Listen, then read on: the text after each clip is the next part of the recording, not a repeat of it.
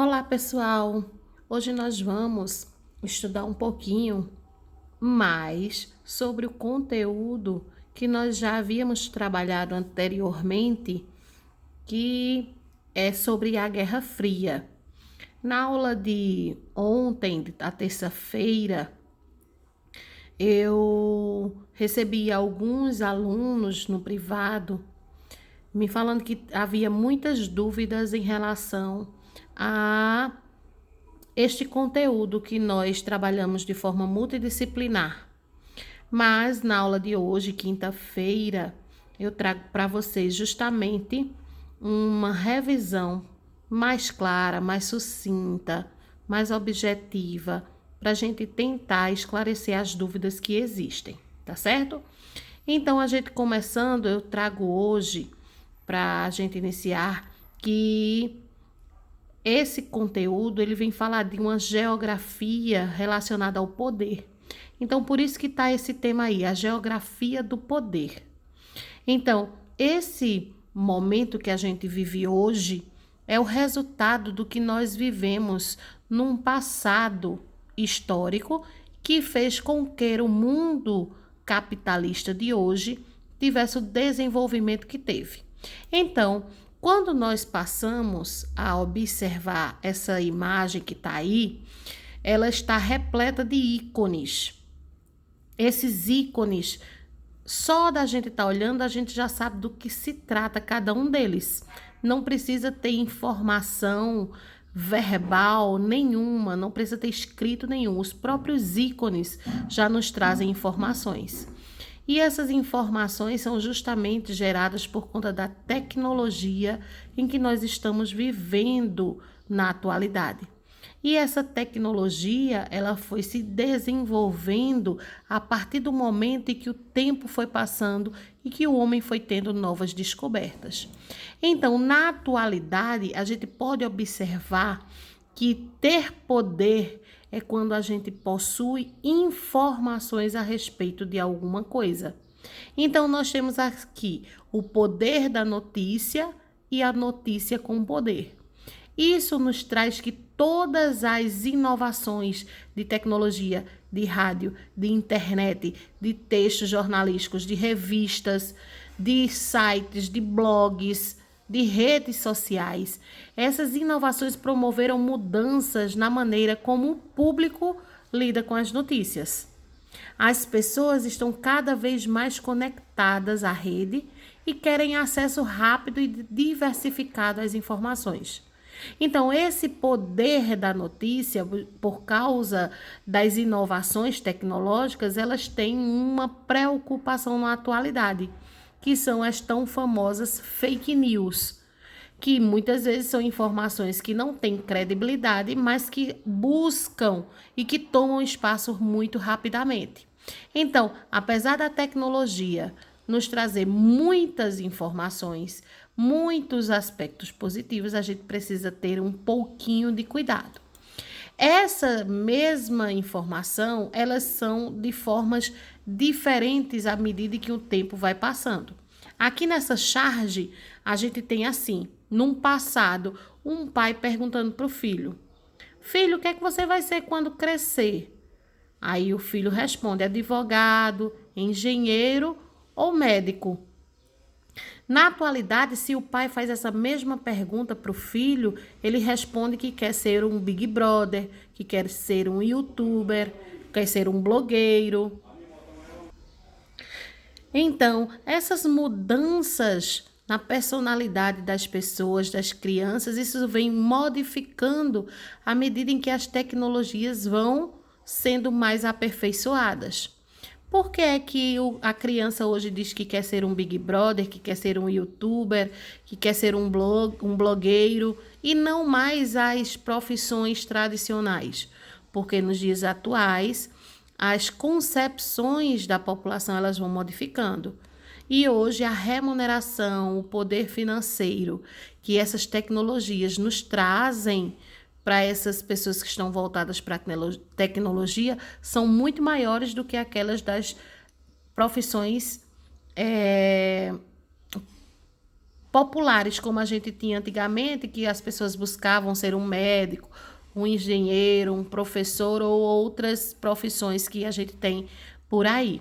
Então, os valores começam a ser modificados. E esses valores, eles se modificam e as pessoas têm em mente que o poder que se tem é a quantidade de seguidores que tem no Instagram ou a quantidade de curtidas que tem numa determinada foto.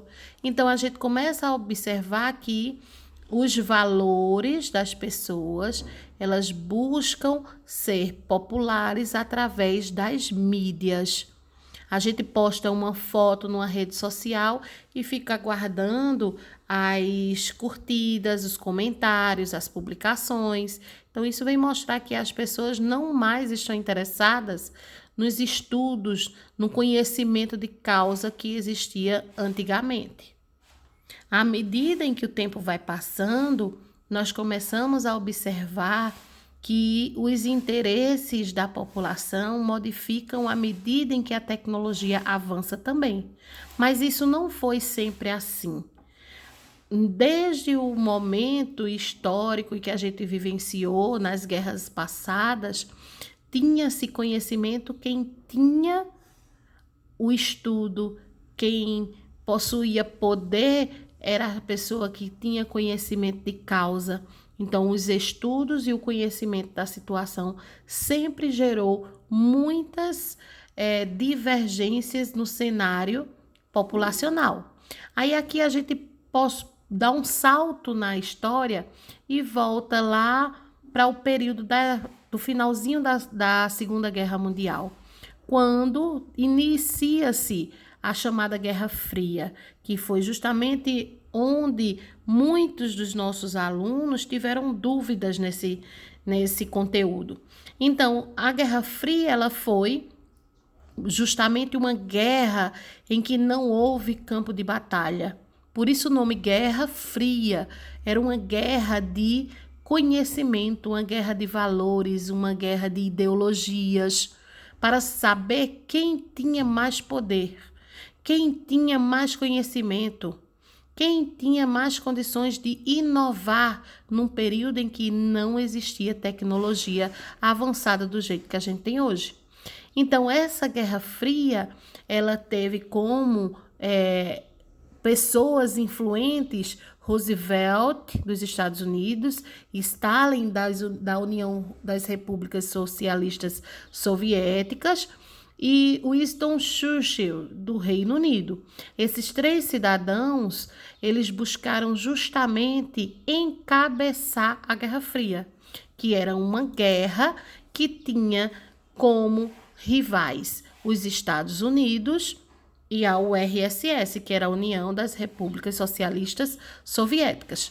Nesse mapinha, a gente pode observar que esses países que estão aqui de verde são justamente os países capitalistas, são os países que estão a oeste, no lado ocidental. Já esses que estão aqui numa tonalidade mais alaranjada são os países socialistas, que são do lado oriental, que seguiam um sistema socialista. Quando nós falamos nessa divisão, que a gente vai observar aqui, cortina de ferro, é quando houve essa divisão entre o lado socialista e o lado capitalista. Essa cortina de ferro também foi chamada de Muro de Berlim, onde dividia as duas populações, onde dividia os dois mundos com sistemas econômicos diferentes. Quando falamos nessa Guerra Fria, é justamente um período que teve início com a instauração da doutrina Truman, que foi desencadeado pelo presidente da época chamado Harry Truman. E o que é que buscava essa Guerra Fria? Era impedir o desenvolvimento do socialismo no mundo. Então, o socialismo e o capitalismo, dois modelos econômicos diferentes que a gente vai ver uma tabela mostrando mais à frente.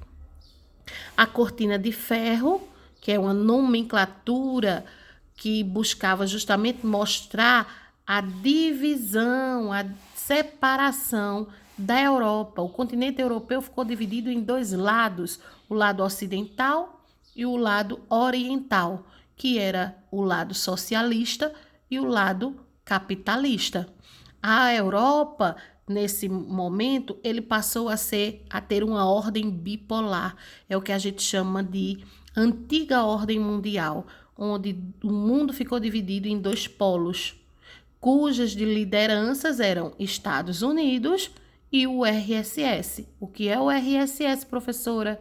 União das Repúblicas Socialistas Soviéticas. Era um grupo de países socialistas. A doutrina Truman foi um plano que o presidente da época tramou, buscou impedir a expansão do socialismo no mundo. E a Guerra Fria, mais uma vez, esclarecendo para vocês, foi um período em que houve essa disputa de poderes do lado capitalista e o lado socialista. Esse plano Truman, ele tinha três vertentes, ou seja, três modos de se aplicar: a política, a econômica e a geopolítica. A vertente política era justamente conter o avanço soviético.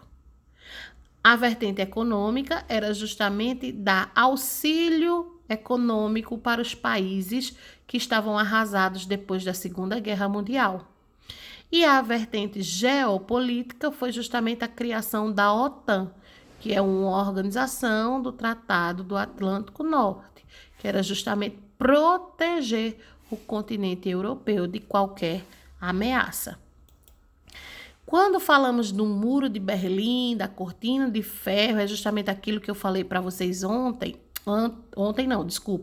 Falei para vocês no slide anterior, é justamente um muro que dividiu a parte capitalista do lado socialista. Então, esse muro, ele foi erguido, foi um muro que dividiu os povos sem ter interesse em saber se as famílias estavam tudo de um lado só, ou se não, foi passado esse muro e mesmo sem ter o interesse da população, eles tinham que seguir o sistema econômico que estava em vigor, ok? Então, aqui está o Muro de Berlim, o momento em que houve a sua queda, quando o mundo ele deixa de ser bipolar e ele passa a ser multipolar, com o sistema capitalista evidente, com o ganho de guerra, podemos dizer assim. Mas, professora, por que o capitalismo ele foi vencedor?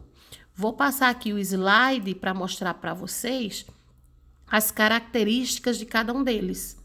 O bloco capitalista, ele tinha como características o acúmulo de riquezas, a economia de mercado, o trabalho assalariado, a propriedade privada e a burguesia que era detentora dos meios de produção. Essas características do capitalismo é essa que a gente vive nos dias atuais. É o capitalismo que busca justamente as pessoas consumirem cada vez mais para obter lucro, para obter capital. Ele tem as suas dificuldades, apresentam problemas para a população? Sim, mas também apresentam pontos positivos, que é quando o trabalhador ele pode estar se desenvolvendo financeiramente.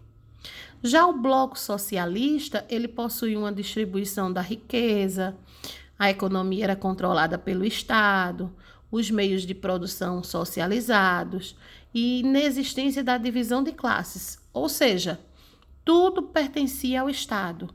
A população não era dividida em classes, era todo mundo nas mesmas condições. Isso é bom? É bom, mas na prática o socialismo ele não foi colocado da mesma forma como estava na teoria. Muita parte da população passou a ter necessidades básicas, não tinha condições de ter o mínimo de alimentos. Então, isso foi fazendo com que a população começasse a ir contra o governo ditatorial socialista, que eram quando os ditadores diziam que eles deviam ou não fazer. Então, o socialismo ele caiu por terra. Foi quando houve a queda do Muro de Berlim, certo? Que é o muro que dividia a Europa em duas partes, e começou a haver o desenvolvimento do capitalismo, que é justamente o desenvolvimento da tecnologia até a gente encontrar-se nos dias atuais. Com isso, começam guerras contra o poder, que a gente vai estar vendo nos próximos capítulos, que é quando a gente tem o ataque às Torres Gêmeas, que os Estados Unidos começam a ser visto como se fosse um vilão, indo contra os interesses do restante da população. Aqui nós temos essa outra charge que vem mostrando os dois, como é que eu posso dizer, os dois ícones da Guerra Fria, que era o tio Sam representando os Estados Unidos e um urso, que era o gigante dos pés de barro, representando a URSS. Então, era um jogo, a gente vê aqui que eles estão como se fosse um jogo de tabuleiro. Então, era essa disputa entre eles para ver quem conseguia mais adeptos aos seus sistemas econômicos, tá certo? Então, qualquer situação que a gente tenha dúvida, pode estar perguntando. O conteúdo que a gente estava em dúvida dos capítulos anteriores que nós trabalhamos na dissertação da aula multidisciplinar foi justamente voltado para isso. Já havia tido a explicação anterior e estou retomando para esclarecer qualquer dúvidas que ainda tenha com vocês. Peço que sigam as orientações da plataforma e a gente vai se comunicando através dos nossos meios de comunicação, tá bom? Um abraço para vocês e até mais.